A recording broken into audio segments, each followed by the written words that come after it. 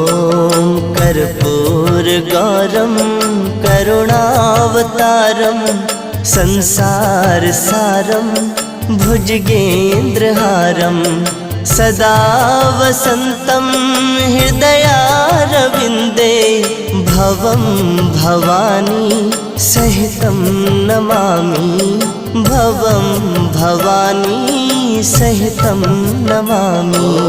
कर्पूरगौरं करुणावतारं संसारसारं